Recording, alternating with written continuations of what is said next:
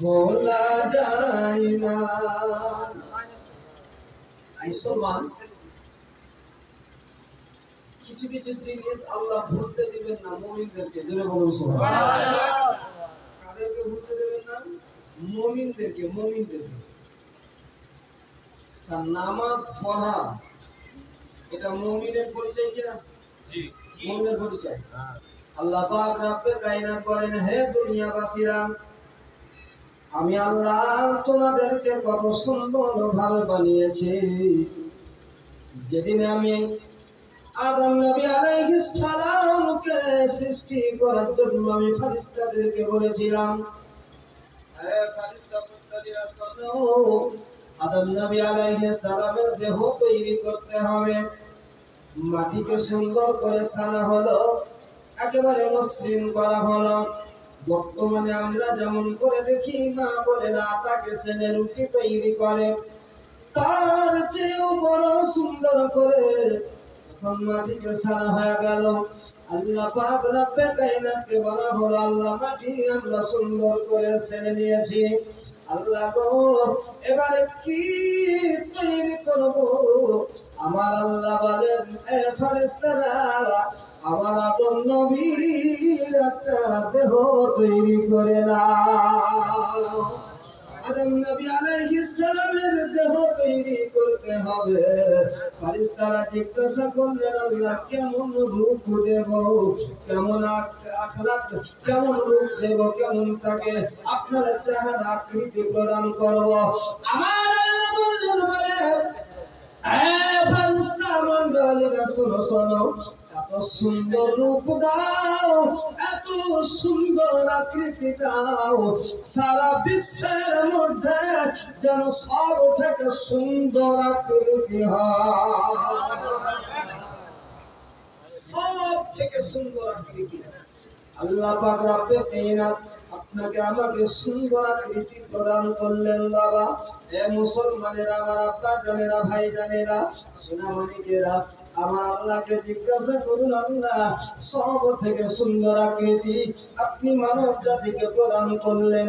আমার আল্লাহ বললেন, হা হা হা, কারণ হলো এটাই, ওই মানব আকৃতি দিয়া আমি আল্লাহ আমার সব থেকে প্রিয় আমার হাবিবুল্লাহকে বানাবো।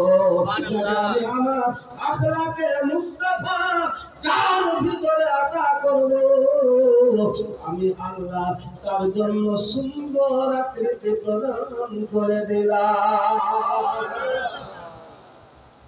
তার মানে আপনার আমার এই আখলাক, আকৃতি, আপনার আমার এই সৌন্দর্যতা, এটা আমার আল্লাহ প্রদান করেছেন কেবলমাত্র আমার নবীর জন্য। সুবহানাল্লাহ। তো বলতে চাইছিলাম, মুমিন ব্যক্তি, আল্লাহ পাক রব্বে কায়নাত বলেন, আমি আল্লাহ যাকে এত ভালোবেসেছি, তো যদি আমার বান্দা সব ভুলে যায়, তো যারা আমাকে পেতে চায়, তো আমি যাকে ভালোবাসি আগে তাকে স্মরণ করিয়ে দেব। কথাই বলে, দোস্ত का दोस्त दोस्त होता है, दुश्मन का दुश्मन दुश्मन ही होता है। আপনি যদি আমাকে ভালোবাসেন, আমি যদি আপনাকে ভালোবাসি, তো আমাকে যে ভালোবাসবে আপনি তাকে ভালোবাসবেন। আর আমার যদি কেউ দুশ্মন হয়, আপনি যদি আমাকে ভালোবাসেন, তো আমার যে দুশ্মন সে আপনারও দুশ্মন। আবু জেহেলের জন্য হযরত আবু বকর সিদ্দিক রাদিয়াল্লাহু তাআলা আনহু বসে, আবু জেহেল রাস্তা দিয়ে চলে যায়, আবু বকর সিদ্দিক রাদিয়াল্লাহু তাআলা আনহু বসে আছেন। আবু বকর সিদ্দিক রাদিয়াল্লাহু তাআলা আনহুকে দেখে আবু জেহেল যেন কালি দিতে লাগলো। আল্লাহর নবী আলাইহিস সালামের সাহাবী হযরত আবু বকর সিদ্দিক রাদিয়াল্লাহু তাআলা আনহু মিচকি মিচকি হাসতে লাগলেন। জোরে বলুন সুবহানাল্লাহ। এই মুসলমানেরা, হযরত আবু বকর সিদ্দিক রাদিয়াল্লাহু তাআলা আনহু কানে শুনে মিচকি মিচকি হাসতে লাগলেন। আপনার বেরাদার জিজ্ঞাসা করা হলো, হে আবু বকর, ওই আবু জাহেল তোমারে গালি দিল, তারপরেও তুমি মিচকি মিচকি হাসছো কেন? বলে আবু জাহেলকে জিজ্ঞাসা করে আসো আমার সঙ্গে তার কি কোনো ঝগড়া হয়েছে? বলে না না, কোনো ঝগড়া হয়নি। কোনো ফাসাদ হয়েছে? বলে হয়নি। বলে তারপরেও আবু জাহেল কেন আমাকে গালি দিলে তোমরা কি বলতে পারো? বলে না। বলে কারণ হলো এটাই, সে হলো আমার নবীর দুশমন, আর আমি নবীকে ভালোবাসি বলে নবীর দুশমনের আমি আবু বকর দুশমন। আবু বকর, তবে তুমি হাসতে কেমন লেগেছো? বলে কসম আল্লাহর বলি, আবু জাহেলের মতো নবীর দুশমন আমি আবু বকরকে আমার নবীর দোস্ত মেনে নিয়েছে। दोस्त का दोस्त दोस्त होता है, दुश्मन का दुश्मन दुश्मन होता है। अल्लाह नबी अलैहिस सलाम প্রাণের মুসলমান নবীকে আল্লাহ ভালোবাসেন। আল্লাহর নবী আলাইহিস সালামের আপনাদের জানা শোনা ঘটনা হাদিসে পাক হলো এরকম। আল্লাহর নবী আলাইহিস সালাম বললেন, আবু বকর আমার আঙুলের মাপ দিয়ে দিলাম, এই আঙুলের মাপের একটা আংটি বানিয়ে নিয়ে আসো। হযরত আবু বকর সিদ্দিক রাদিয়াল্লাহু তাআলা আনহু চলে গেলেন। তারপরে আপনার বিরাদান স্বর্ণকারকে বললেন, আমার নবী আলাইহিস সালামের জন্য একটা আংটি বানিয়ে দাও, ওই আংটির মধ্যে যেন আল্লাহ লিখে দেবে। হযরত আবু বকর সিদ্দিক রাদিয়াল্লাহু তাআলা আনহু স্বর্ণকারের কাছে চলে এসে বললেন, বলে এ স্বর্ণকার ভাই, একটা আংটি এখানে আমাকে বানিয়ে দেবে, এই জায়গাতে আল্লাহ লিখবে, তার পাজরে আমার নবীর নাম লিখে দেবে। আমার নবী আলাইহিস সালাম বলেছিলেন, আবু বকর শুধু আংটির উপরে আল্লাহ লিখে নিয়ে আসবে। আবু বকর সিদ্দিক রাদিয়াল্লাহু তাআলা আনহু নিজের ইচ্ছাতে বললেন, আল্লাহর পরে মুহাম্মদ লিখে দেবে। আপনার স্বর্ণকার লিখে দিল, আল্লাহ মুহাম্মদ লিখে আংটি বানিয়ে দিল। কেউ যেন হযরত আবু বকর সিদ্দিকের রূপ ধারণ করে চলে এলো। আসার পরে ওই স্বর্ণকারকে বলল, বলে হে ভাই স্বর্ণকার, ওপরে আল্লাহ মুহাম্মদ লিখে দেবে, আর নিচে আমার নবীর প্রেমিক আবু বকরের নাম খানা লিখে দেবে।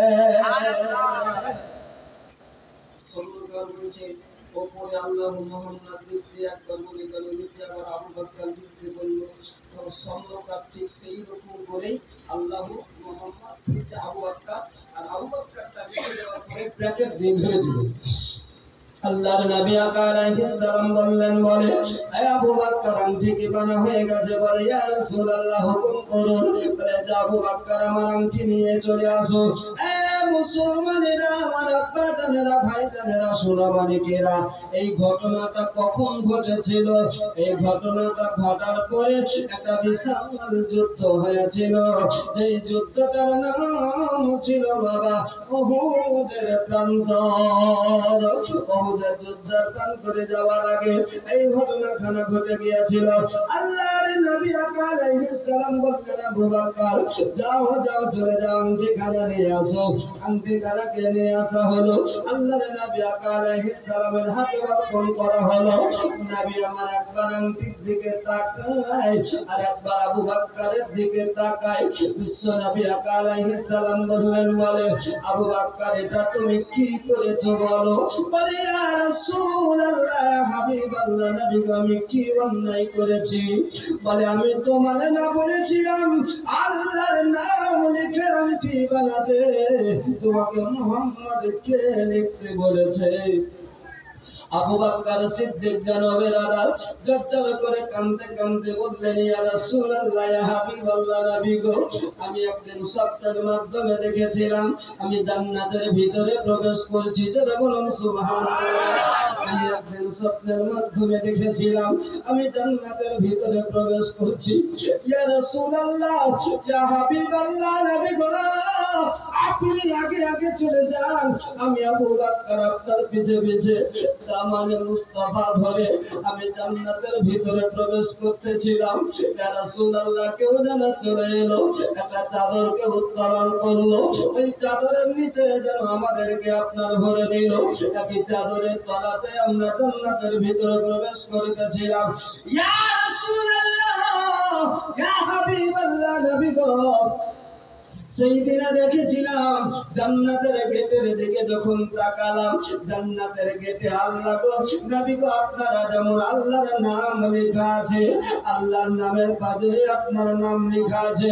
ইয়া রাসূলুল্লাহ, ইয়া হাবিবাল্লাহ, নবী গো, কালেমার আপনি দাওয়াত যে দিয়ে বেড়ান, ওই কালেমাতে যেমন লা ইলাহা ইল্লাল্লাহ আছে, ওই রকমই মুহাম্মদুর রাসূলুল্লাহ সাল্লাল্লাহু তাআলা আলাইহি ওয়াসাল্লাম আছে। ইয়া রাসূলুল্লাহ, ইয়া হাবিবাল্লাহ, নবী গো, যে জায়গাতে আল্লাহর নাম রয়েছে ওই জায়গাতে যেন আপনার নাম রয়েছে। নবী গো, তাই যেন আমি আল্লাহর নাম আপনি লিখতে বলেছিলেন, আমি আবু বকর আমি আপনার নাম ওখানে লিখতে বলে এসেছিলাম। আল্লাহর নবী আলাইহিস সালাম বললেন, হে আবু বকর, আল্লাহর নামের পাশে আমার নামটা তো তুমি লিখলে, তবে তোমার নাম আবার আংটিতে কে লিখলো? জোরে বলুন সুবহানাল্লাহ। কি হযরত আবু বকর করেছেন? বলেছিলেন যে আমার নাম লিখে দিও? বলেননি। হযরত আবু বকর সিদ্দিক রাদিয়াল্লাহু তাআলা জালালিয়া চলে এলো, কিন্তু নবীর সামনে, এ মুসলমানেরা, আমার আব্বাজানেরা, আজকে বুঝাচ্ছিলাম হাজী সাহেবকে আপনার মসজিদের ভিতরে কোন হাজী সাহেবকে তা বললাম না, আপনারা আন্দাজে অন্য হাজীর নাম ধরে দিয়েন না, যে কোন একটা হাজী সাহেবকে বলছিলাম। মসজিদের ভিতরে আপনি হজ করে এসেছেন, আপনি মসজিদের ভিতরে যদি জোরে কথা বলেন তো 10টা মানুষ বলবে যে হাজী ওই মসজিদের ভিতরে জোরে কথা বলছে। মুসলমানেরা, ইসলাম শুধু হাজীর জন্য নয়, হাফিজের জন্য নয়, আলেমের জন্য নয়। ইসলাম আপনার জন্য যতটা গুরুত্বপূর্ণ, আমার জন্য ততটাই গুরুত্বপূর্ণ। মুসলমানেরা, আমার বলতে চাইছিলাম বাবা যে এটাই, মসজিদের ভিতরে জোরে কথা বলা যাবে না। আল্লাহর নবী আলাইহিস সালাম বলেন, কেউ যদি মসজিদের ভিতরে অযথা কথা বলে, আমার আল্লাহ ওই কথাতে যদি নারাজ হয়ে যান, অযথা কথা মসজিদের ভিতরে জোরে বলা চলবে না। যদি কেউ জোরে বলে, তার 40 বছরের ইবাদত যেন বেকার হয়ে যায়। মসজিদের ভিতরে জোরে কথা বলা চলবে না। কেন? কেন? আমি উদাহরণ দিচ্ছিলাম যে এক জায়গাতে 3 জন আছেন, আমার এই বাড়ি আছেন, আমি আছি, আর একজন হাজী সাহেব আছেন। 3 জন, বয়সে তিনিই বড়। আমি তিনাকে উদাহরণ দিচ্ছি, ধরলেন এখানে আমরা 3 জন আছি, সব থেকে বয়সে আমি ছোট। আর আমি যদি আমার ছোট বাকি কথা আমাদের হাজী সাহেবকে যদি আমি জোরে আওয়াজে বলি, কোথায় কেন বলবো, তো আপনার ব্রেন কি বলবে যে আমি এটা ভালো ব্যবহার দেখাচ্ছি না ওনার সঙ্গে বেয়াদবি করছি? অবশ্যই বেয়াদবি হচ্ছে, উনি আমার বড়। মুসলমানেরা, আমার আপনার জানেরা, আমার বড় উনি, ওনার সামনে ওনার বাড়িতে বসে যদি জোরে কথা বলাটা বেয়াদবি হয়ে যায়, আপনি হাজী সাহেব বলে আপনার সামনে যদি আমার জোরে কথা বলা বেয়াদবি হয়ে যায়, আল্লাহর ঘরে গিয়ে আপনি কেমন করে জোরে আওয়াজ দিয়ে কথা বলতে পারে? ওটাও তো বেয়াদবি। আল্লাহর ঘরে জোরে কথা বলা চলবে না। আল্লাহর নবী আলাইহিস সালামের সামনে হযরত আবু বকর সিদ্দিক রাদিয়াল্লাহু তাআলা আনহু আজরাইলে কাঁদতে লেগেছেন, চোখের পানি ঝরঝর করে ঝরতে লেগেছে। নবী আমার আবু বকর সিদ্দিককে বড়ই ভালোবাসতেন, জোরে বলুন সুবহানাল্লাহ। বড় ভালোবাসতেন। আল্লাহর নবী আলাইহিস সালাম বললেন, আবু বকর কেন তুমি কান্না করতে লাগলে বলো? আসলে তোমাকে যে প্রশ্নখানা করেছি উত্তর দাও। চোখের পানি ঝরিয়ে বললেন, ইয়া রাসূলুল্লাহ, ওই আল্লাহর কসম করে বলি যে আল্লাহ আমার এই জীবনের মালিক, যে আল্লাহ আমাকে জীবন দিয়েছেন, ওই আল্লাহর কসম করে বলি যে আল্লাহ আমাকে আপনার গোলাম বানিয়েছেন। মুসলমানেরা, আমার আব্বা জানেরা, ভাই জানেরা, সোনামানিকেরা, আল্লাহর নবী আলাইহিস সালামকে বললেন, ইয়া রাসূলুল্লাহ, ইয়া হাবিবাল্লাহ, নবী গো, আমি আল্লাহর পাজরে শুধু আপনার নাম লিখতে বলেছিলাম, কিন্তু আবু বকর নামখানা আমি লিখতে বলিনি। আল্লাহর পাজরে আপনার নাম আমি লিখতে বলেছিলাম, আমার নাম আমি লিখতে বলিনি। আল্লাহর নবী আলাইহিস সালামের সামনে সঙ্গে সঙ্গে হযরত জিবরিল আমিন আলাইহিস সালাম নিয়ে ওহী নিয়ে হাজির হয়ে গেলেন। বলে, ইয়া রাসূলুল্লাহ, আল্লাহ আপনাকে ভালোবাসেন, আর আপনাকে যাহারা ভালোবাসেন আল্লাহ তাদেরকেও ভালোবাসেন। আল্লাহর নামের পাজরে যখন আবু বকর সিদ্দিক আপনার মহব্বতে আপনার নাম বসিয়েছে, তো আমার আল্লাহ পাক রব্বে কায়নাত আবু বকর সিদ্দিককে ভালোবেসে নিয়ে তার নামখানা আল্লাহর হুকুমের নিচে লিখে দেওয়া হয়েছে। বলার উদ্দেশ্য হচ্ছে এটা, আল্লাহ যাকে ভালোবাসেন তাকে মুমিনের দিল থেকে মুছবো মুন করলেও মুছতে পারবে না। মা যেমন মায়ের রক্ত যদি কোনো সন্তান মনে করে আমার মা বেকার, ওকে আমি মা বলে মানবো না। ও গোটা দুনিয়া ঝেঁটে বেড়াক, ওকে কাজ করতে হবে, গোটা শরীরের সব রক্তকে আগে বাহির করে ফেলতে হবে। তারপরে যেই জায়গাতে রগের ভিতরে রক্ত তৈরি বেড়ায়, ওই রগগুলাকে ভালো করে ধুই মুছি, তারপরে নতুন করে কাহুরির রক্ত ভিতরে ভরতে হবে। তার আগে পটল তুলি বাড়ি হবে না, বেঁচে থাকবে। আর মায়ের রক্ত ভোলা যাবে না, মায়ের যে নারীর সম্পর্ক ওটা শেষ করা যাবে না, বাপকে ভোলা যাবে না, মাকে ভোলা যাবে না। আল্লাহ নবী আলাইহিস সালাম বললেন, বলে সাহাবীরা, এই যা তোমরা দেখতে পাও, আমি যখন এই রাস্তা দিয়ে হেঁটে যাই, একটা জায়গাতে আমি দাঁড়িয়ে যাই, ওই জায়গাতে দাঁড়িয়ে গিয়ে আমি যেন অজন্মে কিছুক্ষণ কান্না করে করে আমি যেন আল্লাহর কাছে দোয়া করি। আল্লাহর নবী আলাইহিস সালাম বললেন, বলে সাহাবায়ে কেরামগণ, যে জায়গাতে আমি দাঁড়িয়ে দাঁড়িয়ে কান্না করি, এই জায়গাটা তোমরা কি জানো না? বলে জানি গো। বলে ওই জায়গাটা হলো যেখানে আমার বাপ মা শুয়ে আছে, এই জায়গাটার নাম হলো মাকামে আবওয়া। আমি মাকামে আবওয়া দেখি আল্লাহ দরবারে দোয়া করি আর কাঁদি গো। আমি আল্লাহ দরবারে দোয়া করি আর কাঁদি, আমার বাপ মায়ের জন্য আল্লাহ দরবারে হাত তুলে কাঁদি। আল্লাহ নবীর সাহাবীরা জিজ্ঞাসা করেছিলেন, ইয়া রাসূলুল্লাহ, ইয়া হাবিবাল্লাহ, নবী গো, আপনার মাকে যদি আপনি পেতেন তো কেমন ভালোবাসতেন? আমরা কেমন করে মাকে ভালোবাসতে পারবো, বাপকে ভালোবাসতে পারবো? আল্লাহর নবী আলাইহিস সালাম বললেন, মালিক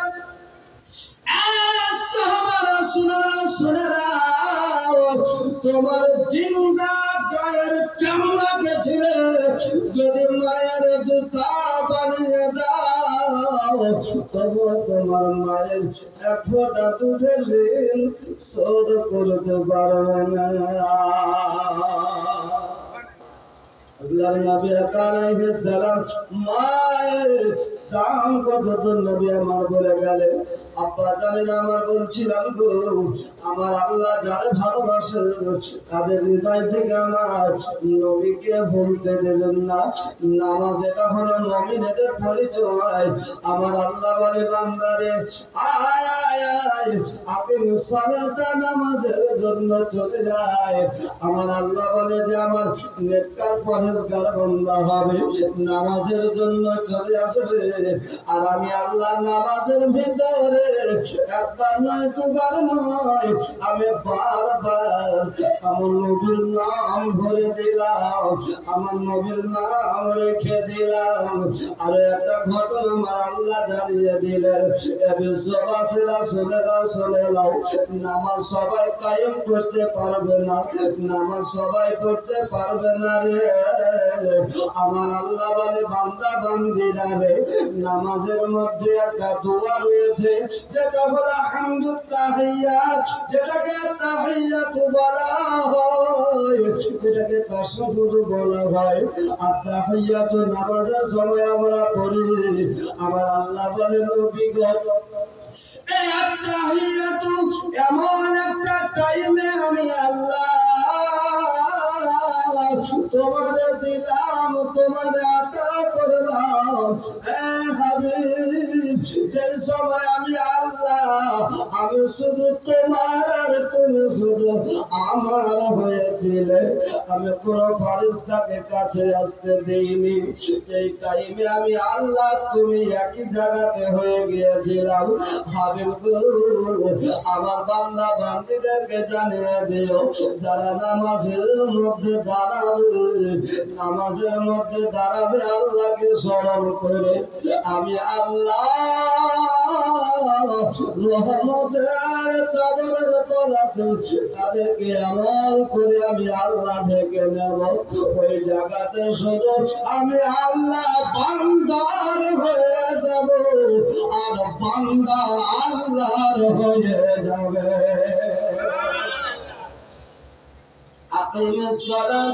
তোমরা নামাজ কায়েম করো।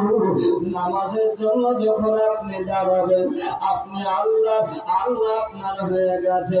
কথার মানে বলি বান্দা বান্দিরা রে, আল্লাহর বান্দা বান্দিরা শুনে জানবো আমার আব্বা জানেরা, ভাই জানেরা, মা বোনেরা, আমার আল্লাহ পাক রব্বে কায়নাত বলেন, হাবিব ওই জায়গাতে ইশকের সমাতে আমি আল্লাহ আপনার নামটাকে বলে দিলাম।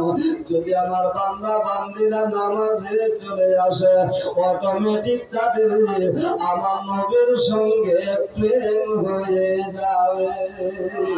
আর নবীর সঙ্গে প্রেম হয়ে গেল মানে আমি আল্লাহ আমার দরবারে তার নামাজ কবুল হয়ে গেল। আল্লাহ ওহুম্মা সাল্লাল্লাহু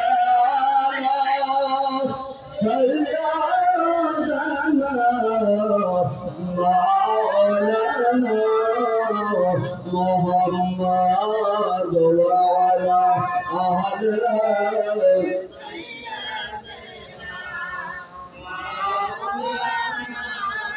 محمد وعلى آل سيدنا مولانا محمد صلى الله عليه وسلم। কবি কি বলছে দেখুন, ভুলে যেতে চাইলে ভোলা যায় না, ভুলে যেতে চাইলে ভোলা যায় না। ইশকের সঙ্গে মোহাব্বতের সাথে আমাদের আমার সঙ্গে সঙ্গে বলেন, আমার জান মদিনা, আমার প্রাণ মদিনা, আমার জান মদিনা, আমার প্রাণ মদিনা।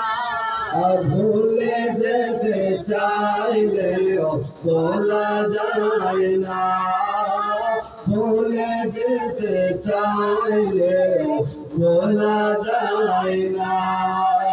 মদিনার স্মৃতি গুলো ভাবে বারে বার, কবে আমি দেখা পাবো রোজা তোমার, কবে আমি পাবো দেখা রোজা তোমার। মদিনার স্মৃতি গুলি ভাবে বারে বার কবে আমি দেখা পাবো রাজা তোমার কবে আমি দেখা পাবো রাজা তোমার নবীকে দেখবার তোর হলো পাগল দিবানা নবীকে দেখার তোর হলাম পাগল দিবানা ভুলে যেতে চাইলে ভোলা যায় না ভুলে যেতে চাইলে ভোলা যায় না আমার জান মদিনা আমার প্রাণ মদিনা আমার জান মদিনা আমার প্রাণ মদিনা ভুলে যেতে চাইলে ভোলা যায় না মুসলমানেরা ওই নবী আলাইহিস সালামের রওজার কথা কি বলবো আল্লাহর নবী আলাইহিস সালামের ওয়াফাতের পরে প্রথম খলিফা হযরত আবু বকর সিদ্দিক রাদিয়াল্লাহু তাআলা আনহু খেলাফতের আসনে বসেছেন জোরে বলুন সুবহানাল্লাহ একবার উদাহরণ সহকারে বলি দীর্ঘদিন ধরে আপনাদের মসজিদের ইমামতির পদে নিযুক্ত আছেন মাওলানা রফিকুল ইসলাম সাহেব আল্লাহ আমাদের যতদিন বেঁচে থাকবেন মসজিদের ইমামতির পদে কায়েম ও দায়ম রাখেন বলি আল্লাহুম্মা আমিন আল্লাহুম্মা আমিন ইমামের বেলায় দোয়া করতে বড় কষ্ট কারণ দিকে যাচ্ছিলাম বলছিলাম বেরাদার একটাই কথা শোনেন এই ইমাম সাহেব এখন আছেন কিন্তু পূর্বে অন্য কোনো ইমাম ছিলেন ইনার পূর্বে গিয়েছিলেন ভুলে গিয়েছিলেন ইনার পূর্বে এই মসজিদে গিয়েছিলেন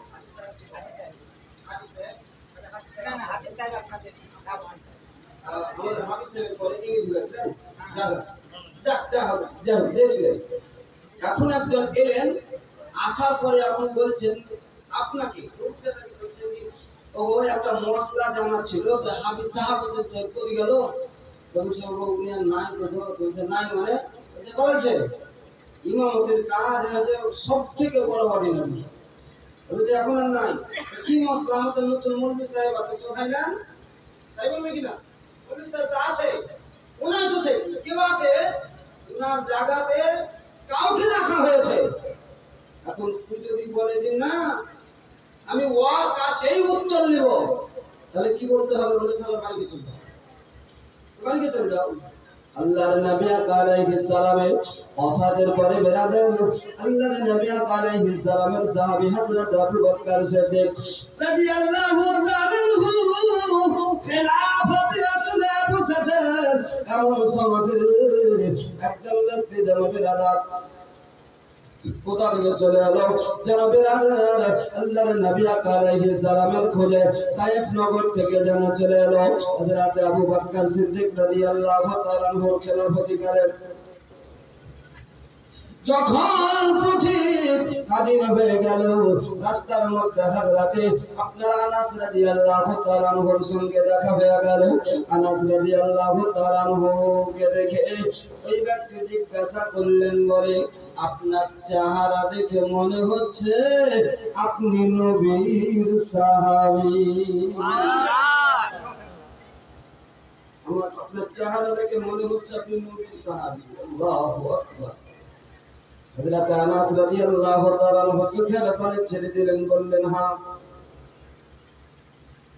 বলে আপনি কোথায় যেতে চান বলে আমি তো নবীর দরবারে যেতে চাই সঙ্গে সঙ্গে হযরত আনাস রাদিয়াল্লাহু তাআলা আনহু চোখের পানি ছেড়ে দিলেন বললেন বলে কার কথা আমার মনে করিয়ে দিলে আমার নবীর জন্য গোটা মদিনা বাসীরা যেন এতিম হয়ে পড়েছে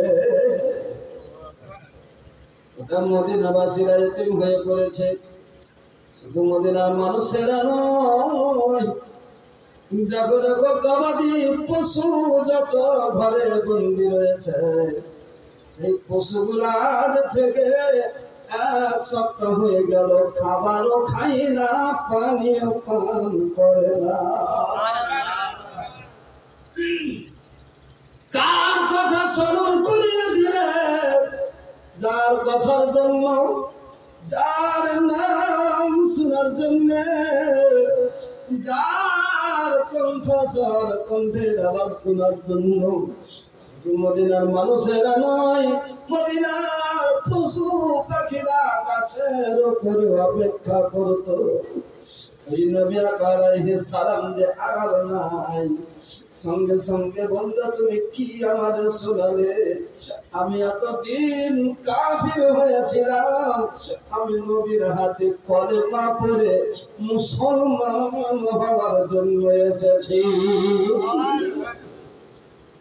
হযরত আনাস রাদিয়াল্লাহু তাআলা বললেন, বলে ঠিক আছে, যখন তুমি কালেমা পড়তে এসেছো, আমার নবী আর নেই, তবে নবী আলাইহিস সালামের খেলাফতি প্রাপ্ত খলিফা হযরত সিদ্দিক আকবর রাদিয়াল্লাহু তাআলা আছেন, তোমাকে আবু বকর সিদ্দিকের কাছে নিয়ে যাব। সঙ্গে সঙ্গে তিনাকে হযরত আবু বকর সিদ্দিক রাদিয়াল্লাহু তাআলার কাছে নিয়ে আসা হলো। আবু বকর সিদ্দিক রাদিয়াল্লাহু তাআলা তিনি বললেন, বলে আব্বা, আপনি কেন এসেছেন? জোরে বলুন সুবহানাল্লাহ। কি সুন্দর ভাষা, কি সুন্দর জবান, কি সুন্দর আখলাক। আব্বা, আপনি কলেমা পড়তে এসেছেন, আসুন আপনি কলেমা পড়ে মুসলমান হয়ে যান। সঙ্গে সঙ্গে ওই ব্যক্তি এরকম করে চেহারার দিকে তাকালেন, তাকার পরে বললেন যে না। হযরত আবু বকর সিদ্দিক রাদিয়াল্লাহু তাআলা মনে মনে ভাবছেন, মানে কলেমা পড়তে চাই না। তিনি তাকালেন, তাকার পরে বললেন যে না। কেন কলেমা পড়বেন না? বলেন না, কলেমা পড়বো, কিন্তু আমি আপনার হাতে হাত দিয়ে কলেমা পড়বো না।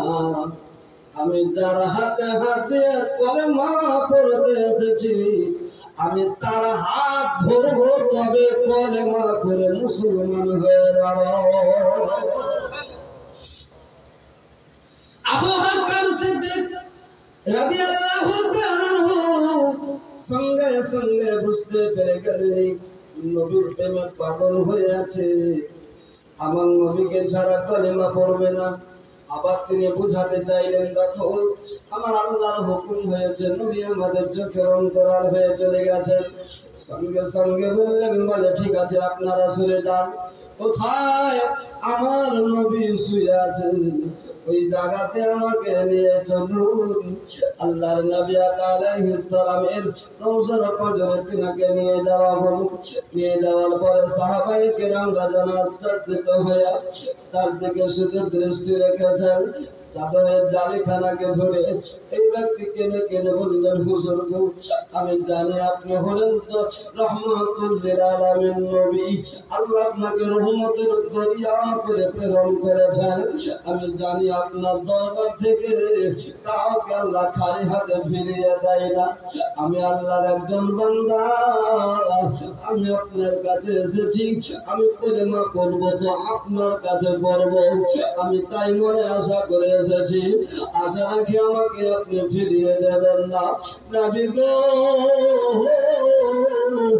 আজ আমি কাফির হয়েছিলাম, আমার নসিবে জুটেনি আপনাকে দেখা।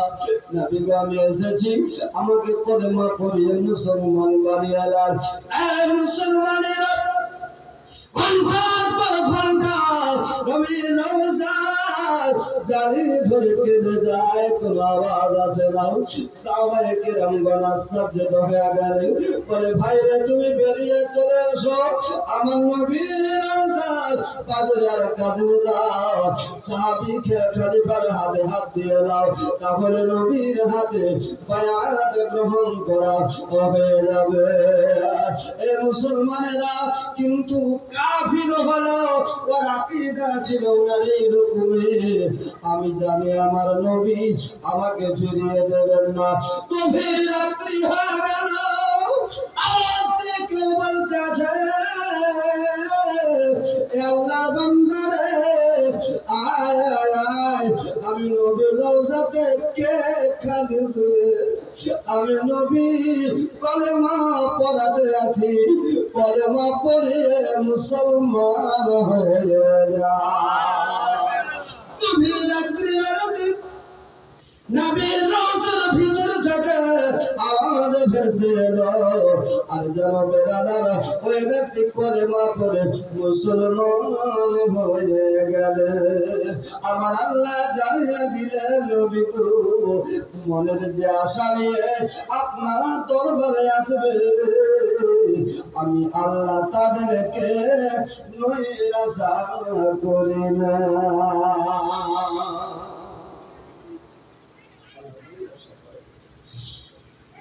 বলার উদ্দেশ্য ছিল এটাই, আল্লাহ যাকে ভালোবাসেন আল্লাহ তাকে স্মরণ করিয়েও দেন। এই মুসলমান তো হযরতে আবু বকর সিদ্দিক রাদিয়াল্লাহু তাআলা আনহুকে আল্লাহর নবীকে তিনি ভালোবাসেন। আল্লাহ বলছেন আবু বকর যখন তুমি নবীকে ভালোবেসেছো তো আমি আল্লাহ তোমাকে ভালোবেসে দিলাম। এই মুসলমান ব্রাদার আপনাকে আমাকে বুঝতে হবে, ভাবতে হবে, নামাজে দাঁড়াবেন আপনাকে ভাবতে হবে নামাজটা পড়ছি কেমন করে, যেমন ভাবে আমার নবী করেছেন। ধরে বলেন সুবহানাল্লাহ। আপনি রুকুতে যাবেন আপনাকে তার আগে ভেবে রাখতে হবে আমি রুকুতে যাব কেমন ভাবে, যেমন ভাবে আমার নবী রুকু করেছেন। আপনি সাজদাতে যাবেন আপনাকে ভাবতে হবে সাজদাতে যাব কেমন ভাবে, ওইভাবে যেমন ভাবে নবী সাজদা দিয়েছেন। এই মুসলমান বেরাদার তাহলে বুঝতেই পারা গেল সব জায়গাতেই আপনাকে নবীর স্মরণ রাখতে হবে। এখন কেউ যদি বলে নবীর স্মরণে নামাজ ভঙ্গ হয় তো আকীদা তৈরি করে নেন, নবীর স্মরণে নামাজ তো ভঙ্গ হয় না বরং নবীর স্মরণ না এলে নামাজই হয় না। কাজে নামাজ হলো নবীকে স্মরণ করার নামই। আল্লাহ পাক রব্বে কায়নাত আপনাকে আমাকে সকল মুসলমানকে ইহদিনাস সিরাতাল মুস্তাকিমের পথে চলার তৌফিক দান করেন। সকলেই বলি আল্লাহুম্মা আমিন। একবার প্রাণ খুলে মুহাব্বতের সাথে দরুদ রসুল্লাহ পাঠ করুন। আল্লাহুম্মা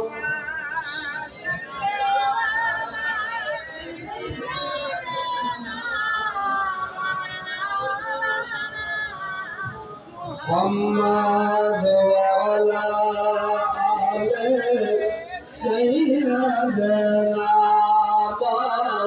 مولانا محمد وعلى آل سيدنا مولانا محمد صلى الله عليه وسلم।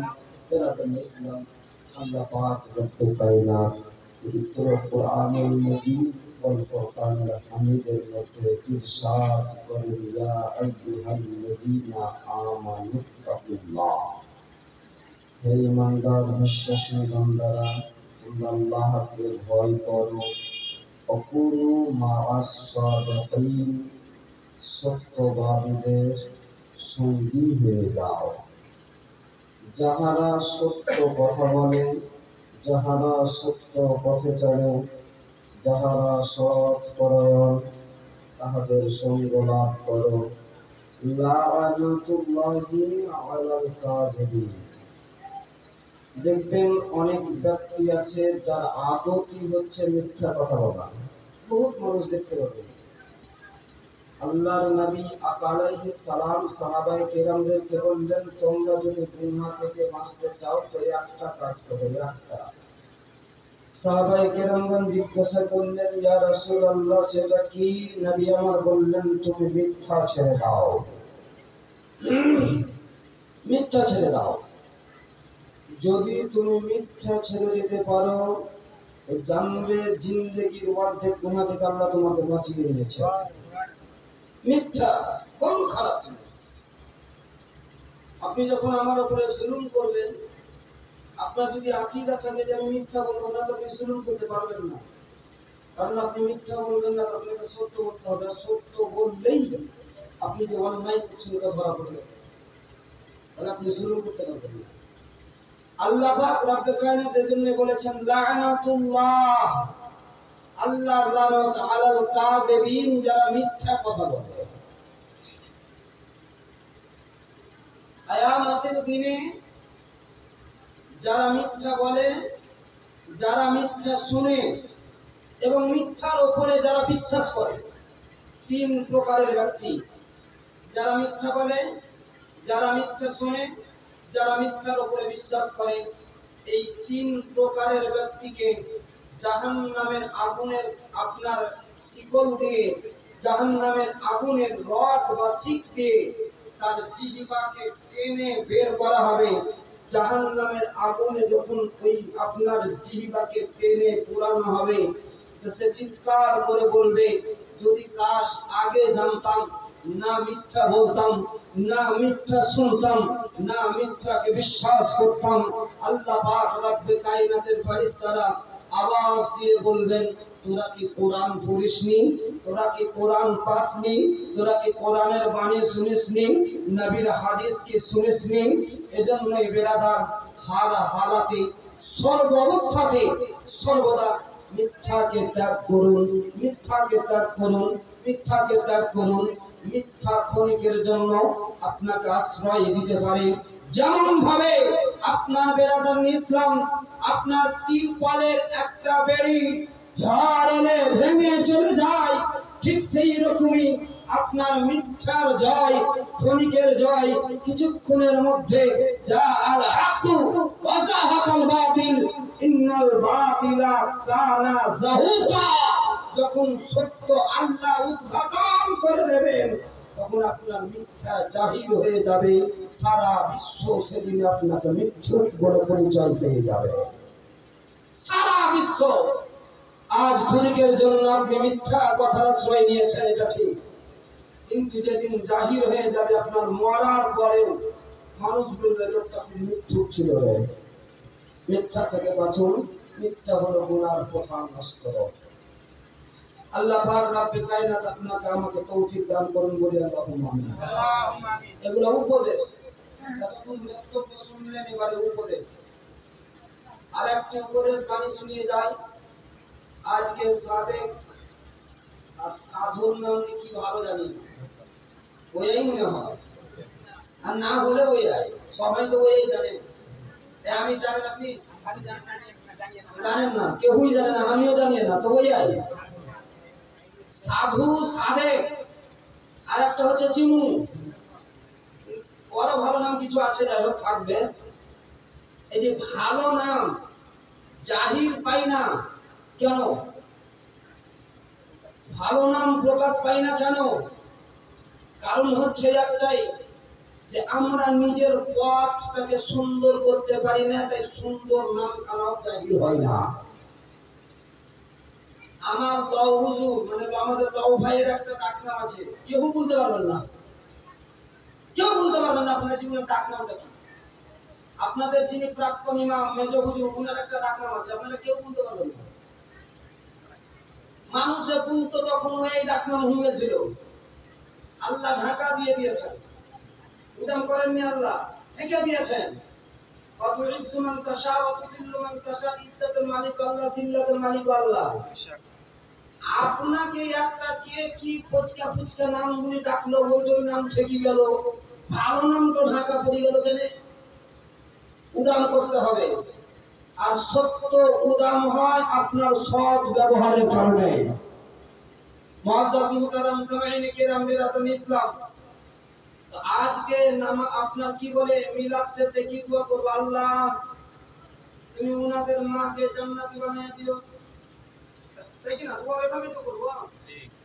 আচ্ছা, নাকি আপনারা কেউ বলবেন যে আল্লাহকে জাহান্নামে দিও? পারবেন না? বলা কি জায়েজ হবে? হবে না, উচিত হবে না, জায়েজ হবে না, বলবো না ইনশাআল্লাহ।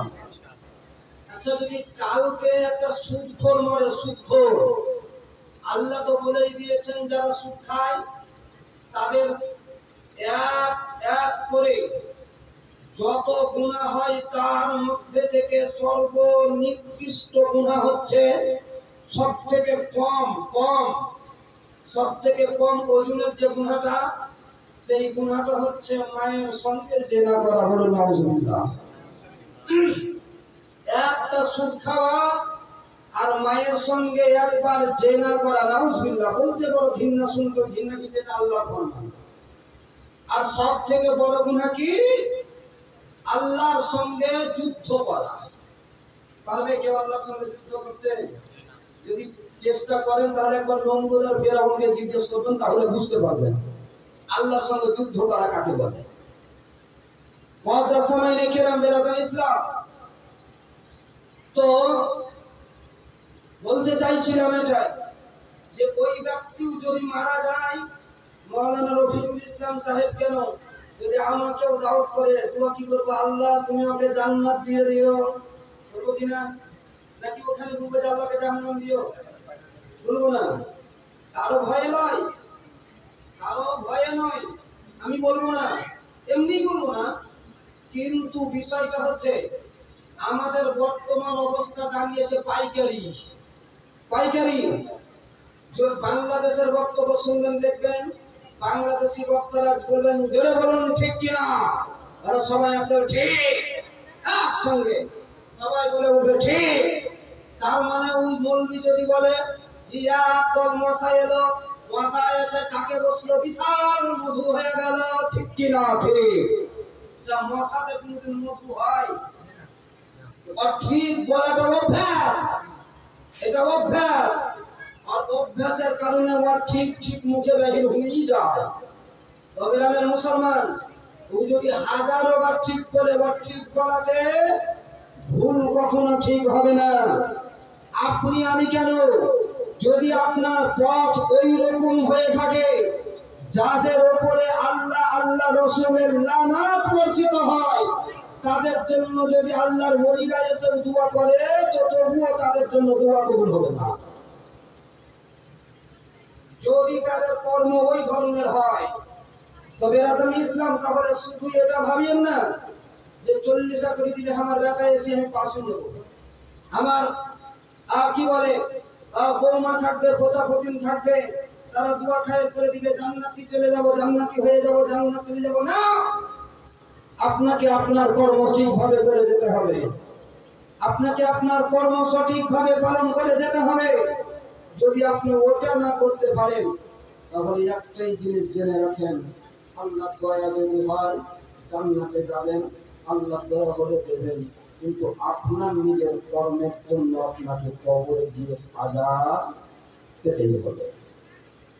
তাহলে দ্বিতীয় নম্বর যেটা আপনাদেরকে উপদেশ, বাচ্চাদের নাম সুন্দর রাখবেন, এমন সুন্দর রাখবেন যে নাম বলার কারণে হযরতে ইয়াহইয়া আবি উরওয়া রাদিয়াল্লাহু তাআলা আনহু থেকে একটা আপনার রাহমাতুল্লাহি আলাইহি একটা কওম দিয়েছেন, যেটা আপনার কোন একজন আল্লাহর ওলি নকল করেছেন। তিনি বলছেন যে ভালো নাম রাখার কারণ কি জানো? আবার ভালো নাম রাখলে কি সে ভালো হয় তেমনটাও নয়, খারাপ হতে পারে। যেমন গোলাম আহমদ, নামটা কত সুন্দর, গোলাম আহমদ, সে তো আবার মিথ্যা নবীর দাবিদার, গোলাম আহমদ কাদিয়ানী, সে তো নিজেকে নবী বলেছিল, মানে কথাটা সেটা নয়। কিন্তু ভালো নাম রাখার কারণে যদি কোনো মুমিন একজন ব্যক্তির নাম বারবার ডাকে তো আল্লাহ ওই নাম ডাকাটাকে কবুল করে নিয়ে তাকে আল্লাহ সেই রকমই বানিয়ে দেবেন। জোরে বলুন সুবহানাল্লাহ। এই জন্য সুন্দর নাম রাখা এটা আপনার আমার জন্য জরুরি। তৃতীয় নাম্বার উপদেশ, মসজিদে যাবেন, ডান পা আগে ভরবেন, বিসমিল্লাহির রহমানির রহিম, আল্লাহুম্মা ইফতাহ লি আবওয়াবা রাহমাতিক বলে ডান পাকে আগে ভরে মসজিদে প্রবেশ করবেন। আসার সময়তে আলহামদুলিল্লাহি রাব্বিল আলামিন বলে বাম পাকে আগে বের করবেন, ডান পা পরে বের করবেন। করবেন কি বলে আল্লাহুম্মা ইন্নী আসআলুকা মিন ফাদলিক, এই বলে মসজিদ থেকে বাহির হবেন। মুসলমান বিরাদার নামাজ পড়বেন, স্মরণ করবেন এক আল্লাহকে, আমি আল্লাহকে দেখছি, আল্লাহ আমাকে দেখছেন। একদিন দুদিন নামাজ পড়তে পড়তে পড়তে পড়তে ইনশাআল্লাহ তাআলা আযজা ওয়া জাল আপনার নামাজের মধ্যে আল্লাহর দিদার হয়ে যাবে, আপনি বুঝতেই পারবেন না। এবার আল্লাহর দিদার আবার এমনটা মনে করিয়ে না যে হাফেজে ভুল করে গেছে, মানে আল্লাহকে দেখলেন আল্লাহর সাথে কথা বলতে লাগলেন, এমন নয়। হযরতে খাওবাজ ইবনে আসআ তিনি বলেন, আমি একদিন রাত্রে বেলায় ঘুমালাম, তো রাত্রে বেলায় ওযু করে তাহাজ্জুদ নামাজ পড়ে যখন ঘুমালাম, আমার মাথার কাছে কেউ এলেন, আসার পরে আমাকে বলছেন, তুই না বলেছিলি যে আল্লাহকে দেখবি, তুই না বলেছিলি যে আল্লাহকে দেখবি। তো হযরতে খাব্বাস রাদিয়াল্লাহু আলাইহি বলছেন, আমি সঙ্গে সঙ্গে মনে হলো আমার ঘুম ভেঙে গেল। এমন সময় আমি দেখতে পেলাম আমাকে বিশাল একটা উঁচু স্থানে নিয়ে যাওয়া হলো, যেই জায়গাতে শুধু আলো আর আলো দেখতে পাচ্ছি। ওই জায়গাতে গিয়ে আমি দাঁড়ালাম। দাঁড়ার পরে আমাকে কেউ বলছে যে সাজদা দিয়ে দে, সাজদা দিয়ে দে। তা আমি ওই জায়গাতেই যখন সাজদা প্রদান করলাম, কসম আল্লাহকে দেখার যে অনুভব হয় আমি সেটাই বুঝতে পেরেছিলাম। আলো দেখেছিলাম, আলো। আল্লাহ পাক রব্বে কায়নাতের স্মরণে ইবাদত করবেন। কোরআনুল কারীম আল ফুরকানুল হামিদ সম্ভবত অষ্টম পারা। আল্লাহ পাক রব্বে কায়নাত বলেন, ইন্না বেশাক সালাতি, আমার নামাজ, জোরে বলুন সুবহানাল্লাহ। ইন্না সালাতি ওয়া নুসুকি ওয়া মাহইয়ায়া ওয়া মামাতি।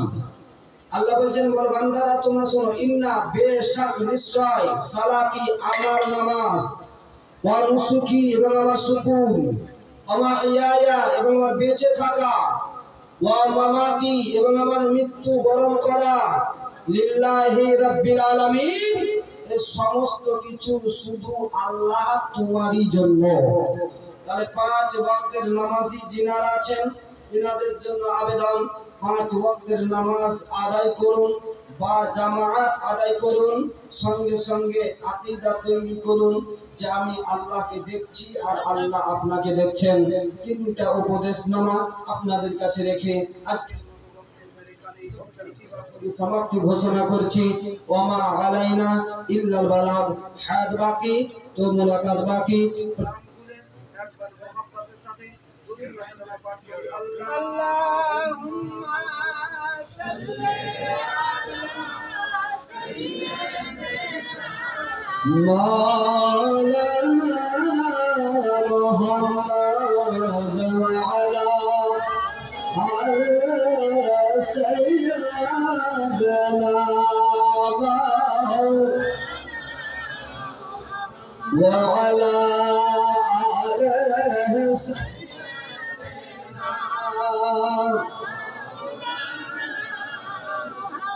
ও মদিনার মাটি রে,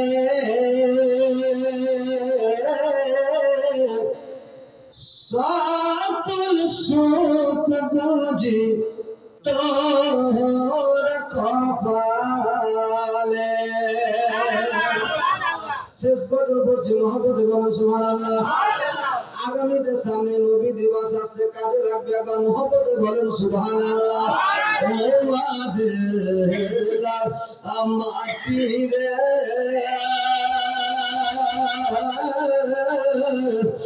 সকল সুখ বুঝি তোর কপালে।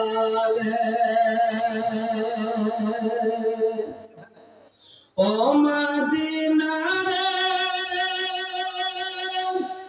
তোর বুকে দয়ার নবী, যার লাগি পাগল সবই, যার তরে হইল সৃষ্টি ত্রিভুবন।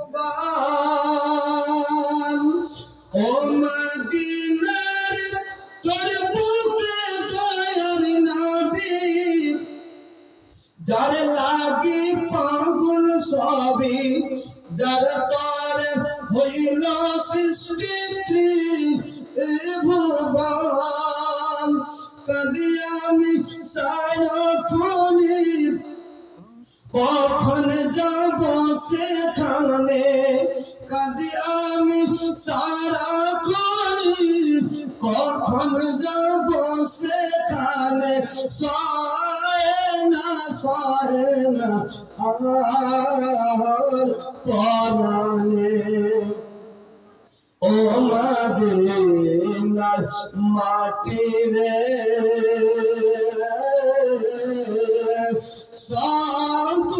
সুখ বুঝি তোর কপালে ও মদিনার মাটি রে সকল সুখ বুঝি তোর কপালে ও মদিনারে আর পাখি যদি হতাম আমি উড়ে উড়ে যেতাম আমি বলতো না মনে কোনো যন্ত্রণা রওজা মুবারক গিয়ে নবীজি কে সালাম দিয়ে রওজা মুবারক গিয়ে নবীজি কে সালাম দিয়ে বলতাম মনে বেদনা মদিনা মাটি রে সকল সুখ বুঝি তোর কপালে আল্লাহুম্মা সাইয়্যিদিনা মাওলানা মুহাম্মদ ওয়া আলা আলিহি সাইয়্যিদিনা وعلى آل سيدنا